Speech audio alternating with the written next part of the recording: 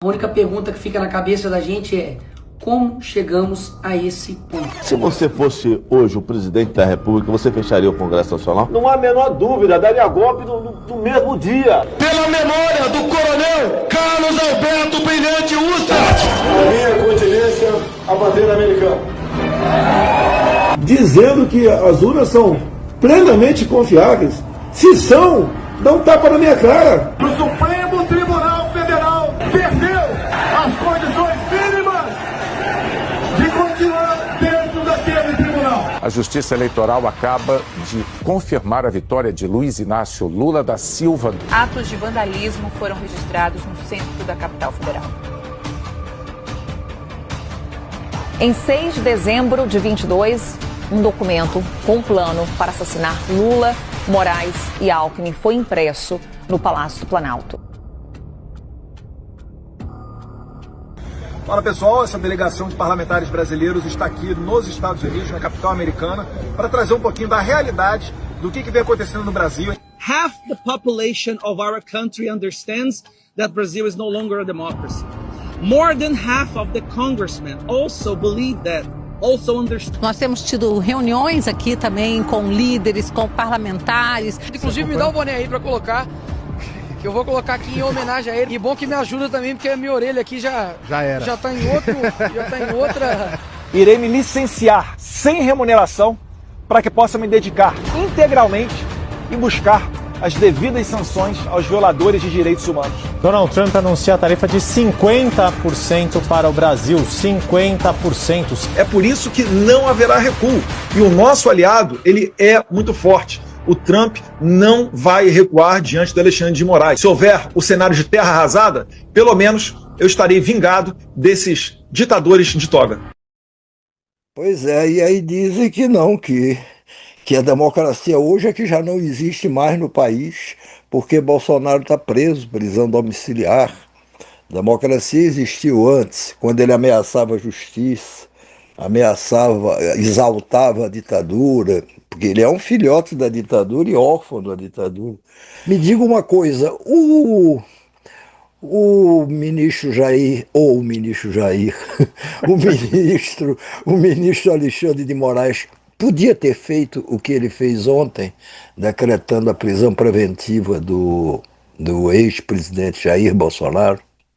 Bem, boa tarde, Noblar, boa tarde, André, boa tarde àqueles todos que nos acompanham.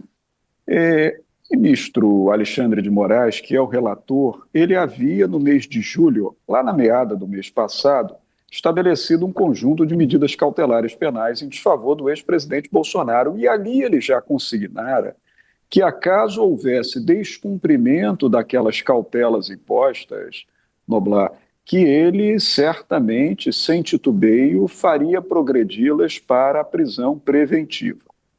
Pois bem, houve um incidente, dias depois, um aparente descumprimento da medida cautelar, quando o ex-presidente Jair Bolsonaro apresentou em público a sua tornozeleira eletrônica, dizendo-se supremamente humilhado, e fez assim uma concertação pública.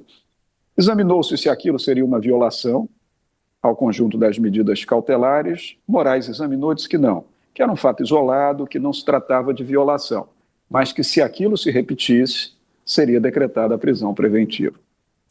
Houve um prazo para justificativa, a defesa apresentou embargos de declaração que constituem um recurso para o juiz da causa esclarecer uma decisão anterior que tenha estado contraditória, omissa, eventualmente lacunosa.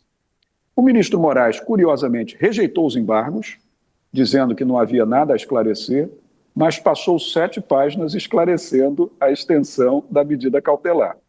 E ficou tudo às claras. O tempo passou, aconteceu esse fato agora, deste final de semana, e o ministro relator entendeu que se tratava de um descumprimento. Não chegou a acolher aquele modelo tradicional da prisão preventiva do artigo 312 do Código de Processo Penal. Não determinou o recolhimento do ex-presidente a um estabelecimento prisional.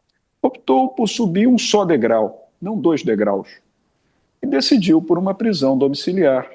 E o presidente agora está com um cerco maior de cautelas penais, Sempre lembrando, Noblar, que medidas cautelares não são pena, não são castigo, não são reprimenda, não são resposta penal pela ocorrência de um crime.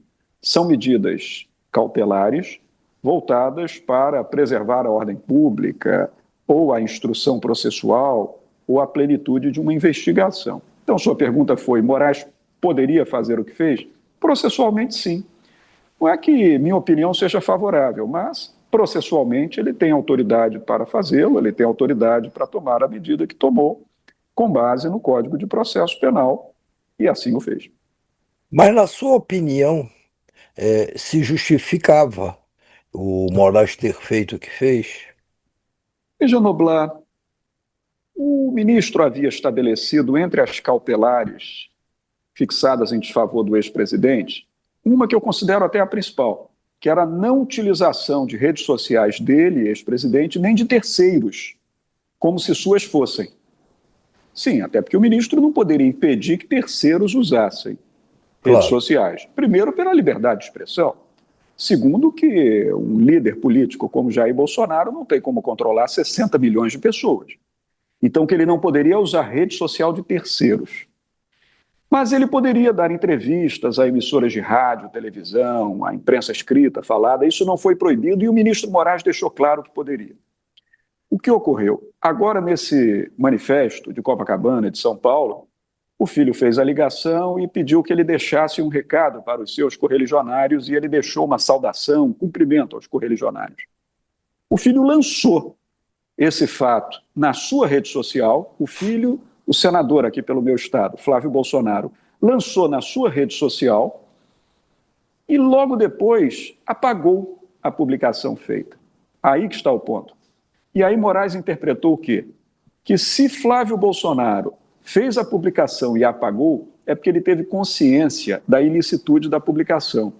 Então, que ele teria agido em nome do seu pai, Jair Bolsonaro, e, portanto, Jair teria violado a medida cautelar de não usar rede social de terceiros. Não me parece, Noblar, ter sido o caso, porque não há nenhuma prova indicativa de que Bolsonaro ordenou que aquilo fosse feito. E a medida cautelar não recaiu sobre Flávio Bolsonaro, mas sobre Jair Bolsonaro.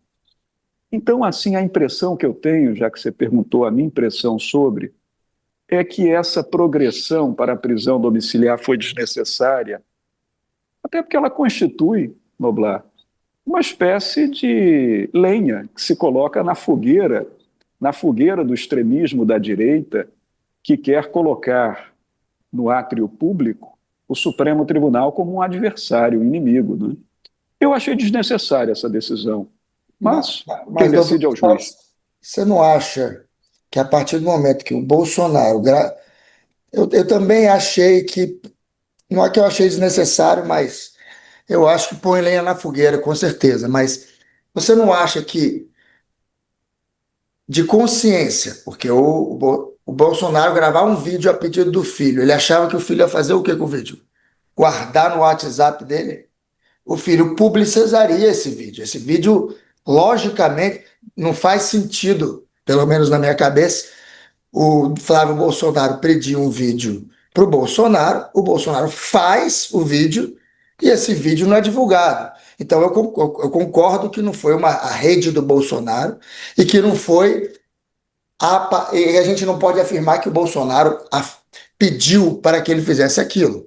Mas ele tinha consciência de que aquele vídeo seria usado, porque não faz sentido você gravar um vídeo para ele não ser usado. Estou exagerando. Não, e um vídeo, e mais, Gustavo, um vídeo em que ele se dirige aos bolsonaristas que supostamente estariam ali em algum ponto e para o qual, vamos dizer, ele estava endereçando aquela mensagem.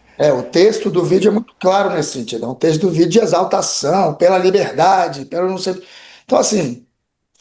Ele se refere a Copacabana, Copacabana. Ele tinha consciência de que aquilo ia ser utilizado. Ele tinha consciência. Veja, devo dizer, para não entrar em contradição, eu estou de acordo com vocês na análise do fato político. A questão é que, como jurista, eu tenho que ficar sempre dentro da regra do jogo, né? A regra do jogo tem que valer para todos. No dia que, no meu caso, a minha opinião deixar de ser pela regra do jogo, valendo para todos, eu deixo de ser jurista. O que ocorre? Como medidas cautelares, elas não são resposta penal, André e Ricardo, elas são medidas tomadas excepcionalmente, segundo o Código de Processo Penal, como eu disse, para salvaguardar a ordem pública, a instrução processual penal. Então, elas não são uma resposta penal do castigo, elas têm que ser interpretadas restritivamente para homenagear o quê? Os direitos fundamentais do acautelado, né? Até porque só com a pena estabelecida na sentença é que os direitos fundamentais podem ser legitimamente afastados na sua exercibilidade. Por exemplo, o direito fundamental de liberdade e de locomoção, né? É claro, quando a pessoa está condenada cumprindo pena privativa de liberdade, alguém está cerceando a liberdade daquela pessoa, mas é um cerceamento legítimo, que decorre do sistema de justiça criminal e da autoridade da lei penal. Na medida cautelar, não. Então, a medida cautelar pela jurisprudência, ela tem que ser interpretada restritivamente. Ela não pode ser interpretada ampliativamente. Então, quando Moraes disse que Bolsonaro não poderia usar rede social de terceiro, eu tenho, assim, por um apego garantista, que vai além da minha formação de professor, André, vai da minha experiência de 28 anos de advocacia, porque eu também sou advogado, por um apego garantista, eu não posso presumir que o presidente, ao fazer uma declaração que ele poderia fazer, ele estaria encarecendo a Flávio Bolsonaro que a publicasse. Na análise política, eu estou de acordo com você. Na análise garantista do direito, eu não estou de acordo. Então, foi nesse sentido que eu entendi que a medida não foi boa. Mas volto a falar, essa é a opinião de um modesto professor, porque quem decide é o juiz da causa, e o juiz da causa, o Alexandre de Moraes, esse entendeu claramente que houve uma transgressão da medida cautelar e subiu a cautela para a prisão residencial, domiciliar. E ainda disse o seguinte, que ele não fez o que poderia ter feito, e que se Bolsonaro persistir no descumprimento, que ele decreta a preventiva no estabelecimento prisional, né? Espero que isso não ocorra, viu?